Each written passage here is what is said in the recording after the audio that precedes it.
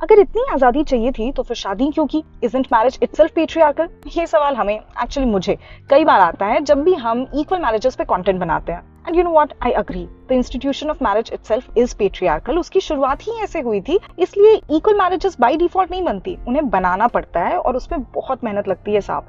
इसलिए वैलिड सवाल है कि तो फिर शादी की जरूरत ही क्या है? नहीं है जरूरत ना सिर्फ एक अच्छा, आजाद और फुलफिलिंग जीवन जीने की है, और उसमें कंपेनियनशिप कुछ हद तक तो मैटर करती है। रोमांटिक कंपेनियनशिप नहीं, लेकिन कंपेनियनशिप जो कभी माँ बाप के फॉर्म में मिल सकती है, कभी दोस्त, कभी सिबलिंग्स, कभी रोमांटिक पार्टनर, तो कभी एब्सोल्यूट स्ट्रेंजर्स। अब ये आप पे और आपके सर्कमस्टांसेस पे डिपेंड करता है कि आपके पास क्या एवेन्यूज ऑफ कंपेनियनशिप अवेलेबल है। मैं अपनी बात करूं तो I have been an introverted person all my life with not a very big group of friends. I come from a nuclear family, my sibling is 5 years older to me, so it made sense to me to give marriage a try for a more honest and closer companionship. But एक clarity जो मेरे दिमाग में तब थी और मुझे लगता है कि सबको होनी चाहिए, वो ये थी कि कंपेनियनशिप ना लोनलीनेस से तब तक ही बेटर होती है जब तक वो अच्छी कंपेनियनशिप हो, वरना तो अकेलेपन में भी काफी सुकून है।